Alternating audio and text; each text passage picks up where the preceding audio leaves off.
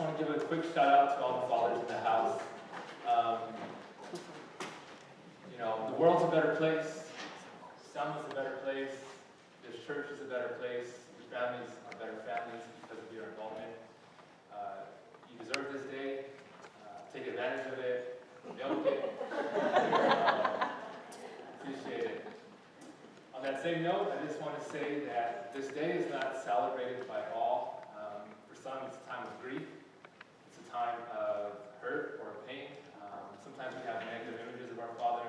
They were hurtful in one way or another. They were abusive in one way or another. Perhaps they got to be with the Lord, or perhaps we didn't have our fathers at all. I just want to recognize that as well and be sensitive to that. Okay, so today I chose to preach on a text out of the book of James. James is one of my favorite authors in the New Testament for a couple of reasons. He's very straightforward and practical, but probably the main reason why I like James is because him and I are alike. If you know me, if you've ever talked to me, I'm so easily distracted. I will start a conversation, I'll throw out one idea, and then I jump to another idea, like without finishing the first one. And that's how the book of James is written. He'll start an idea, and then a couple sentences later, he'll be on a whole other topic. And you're like, what's going on here? It's pretty hard to follow. So that's one of the reasons why I like James, probably because we're alike. So the two verses that I wanted to focus on this morning, out of the text that Alan read for us earlier, are these.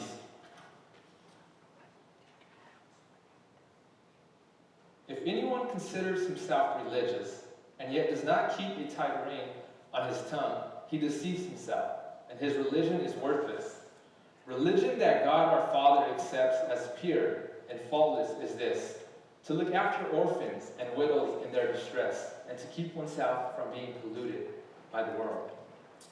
We got to remember that when we're reading the Bible, it's not written directly to us. It was written, at the time when it was penned, it was written, the authors were writing to a specific group of people at a specific time. So it's important for us to put ourselves in their shoes in order to better understand what's happening. And so, James is here and he's telling these people, if any of you, the people back then, consider yourselves religious and do not keep a tight rein on your tongue, your religion is worthless. So I asked the question, what were some of the religious things that people back then were practicing that they would consider themselves religious? Any thoughts? I like active involvement, and that's my teaching style, so if you're not used to it, I apologize. So for instance, there are certain things they wouldn't eat, right? We know that there were certain days that they would observe, the Sabbath, right? They wouldn't work on the Sabbath. They had prayers at specific times of the day. They gave tithes and offerings. What else? Any other thoughts on that? Any other? Fasting. Fasting was another important one. There were certain days that they would fast, that they would commit to fast, right? And I think what James is saying here is that if you do that alone, in and of itself, you're standing on one leg. It's not complete, it's not full, it's worthless, it's useless. Those religious practices in and of themselves are of no value without another piece, right? And so I would ask us to just briefly reflect on today's religion, today's Christianity, our Christian walk, our Christian life. What are some of those religious things that we do? And remember, they're not bad things. But what are some of those religious things that we practice as Christians? Pray. We pray. Sing. We sing, choir, right? Come to church. We come to church. Communion. We do communion, absolutely. We practice baptism. Say that again?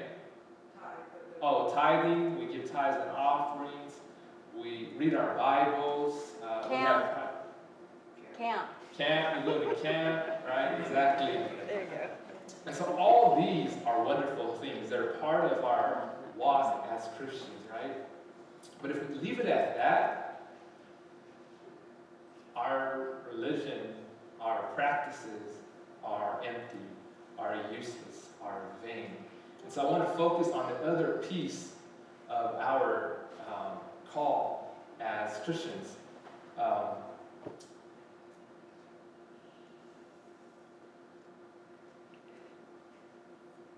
So James, he states, religion that God our Father accepts as pure, as clean, and faultless is this, to look after orphans and widows in their distress, and to keep oneself from being polluted by the world. If you've read the Old Testament, looking after orphans and widows is a common theme, it's a common exhortation that is given throughout the Old Testament, and James is continuing it in the New Testament. And so I ask, what is it about the widows and about the orphans that causes God himself to side with them? Like, what is it? And that's an open-ended question. What is it about the widows and orphans? They had nobody to protect them, right? So if you're a widow in that time of day, it's very different from our time, right? They were dependent completely upon their husbands for income, for shelter, for food, for protection, for legal services, for all of that. And so the widow would be very vulnerable. What about orphans? Can you imagine being an orphan? Being without neither of your parents, right? Nobody to protect you, nobody to speak on your behalf, nobody to guide you, nobody to teach you, nobody to feed you. Like, I can't imagine that. That reminds me of The Jungle Book. And if you guys seen the movie The Jungle Book, Mowgli, right? He finds himself as an infant, as a child in the jungle. And he is completely vulnerable, right? Surrounded by lions, bears, tigers. Oh my. And all of it. And in that movie, in the newest movie, the wolves come to his aid, right? They take him in and they make him one of his own. And so, in a sense, they're practicing true religion. And so, what does the widow and what does the orphan have in common? Poverty. Dependence. What's one I'm not sure if I'm using the right words, but what's one trait that what's one characteristic or trait that they share? I don't know if I'm using the right words, but I'm just gonna. They feel alone. But about their situation. Did they choose to be orphans? Did they choose to be widows? It just happened.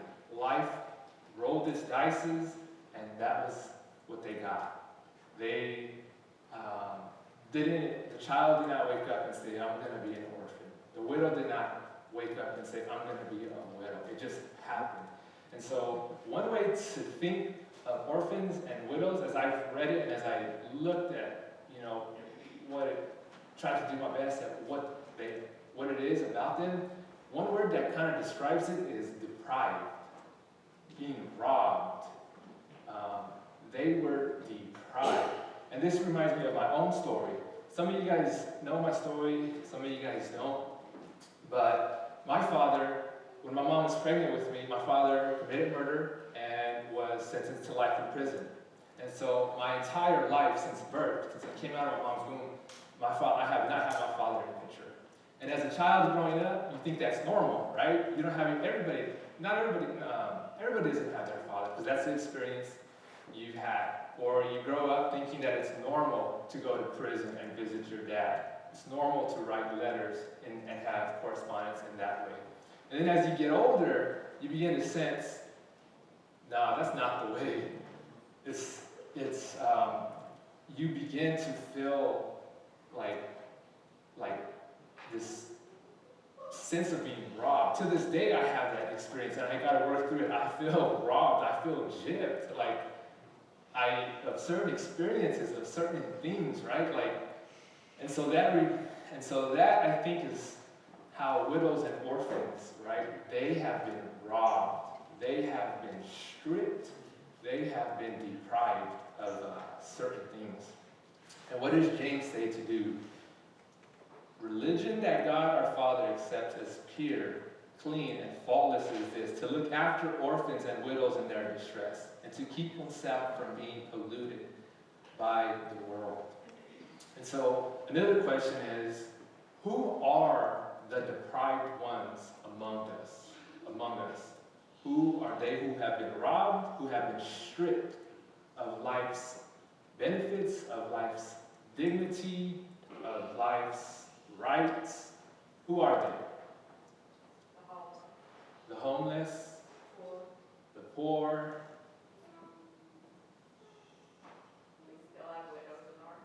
We still have widows and orphans. The family of Orlando victims. The families, yeah, that's a good example. They have been robbed of a family member.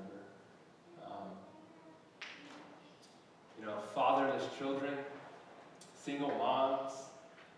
Depending on how you look at it, I'm not saying they are or in one way, but it causes us to reflect, right? Who is it in our world that are being robbed, that are being deprived? Is it migrant workers? Is it kids who experience same-sex attraction and are disowned by their parents? Is it young ladies who are being taken and used for human trafficking? Who is it? Who's among us that are being stripped and robbed? And James calls us to look after orphans and widows in their distress, and to keep oneself from being polluted. The word look, that's pretty soft, right? Another translation says visit, right? And if we take it like that, then we can say, let's go see how they're doing. Let's go check in on them. Let's go visit them. But in the Greek, it's a more stronger word. It's the same word that is used when God sent Jesus to the people of Israel in one of their darkest times, right? Israel is being oppressed. Israel is being held captive there. And what does God do? He sends Jesus in one of their darkest times. It's the same thing. It can be translated to come to their aid, to come and do something about it, not just the sense of going to visit.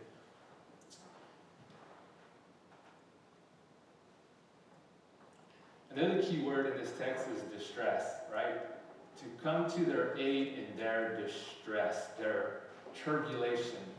When they're in, or us, if you've ever experienced a dark time where you feel like your world is crumbling, the sun is becoming dark, the stars are shaking, that is distress, right? So, and James is saying, come to their aid in their most darkest time, in their dire need. That is what true religion is. And just a quick word here about coming to the aid. One of my responsibilities where I work at over the summer in Fresno is I overseeing a ministry called SART, Social Action Response Team. And that ministry is designed similar to this, right? To respond to emergencies and crises within the church and within the neighborhood of that church. And so we get people that come and they have needs. They have PG&E bills that they can't afford to pay. They have rent that they can't afford to pay. They have water bills that they can't afford to pay. And one of my jobs is overseeing this ministry is to discern whether this is a legitimate need or not. So for instance, I got a gentleman that came the other day, and he had a water bill that was $1,100. And if I were to read this, right, if I were to act upon just reading this surface level, I'm gonna, my reflex is to come to his aid and pay that water bill, right, and help him. Not with my money, but with the money that's in the program, because I can't afford it. But to come to his aid, right? And is that the right thing to do? there's a little bit of, I don't think so either, there's a little bit of discernment and wisdom that needs to take place. $1,100 bill tells me that he didn't pay his bill for the last 10 months. You don't just rack up an $1,100 water bill in 1 month. And so, you gotta use, I have to use wisdom and discernment and say, there's a little bit of neglect, there's a little bit of irresponsibility, and perhaps he's using it on drugs, right?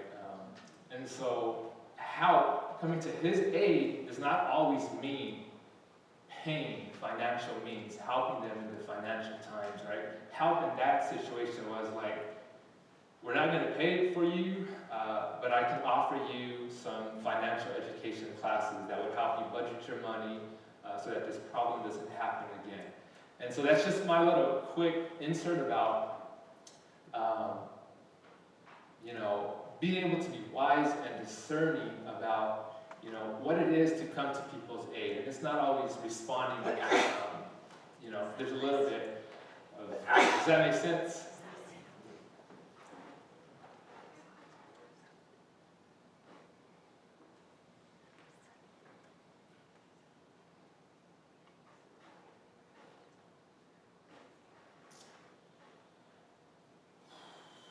All right, so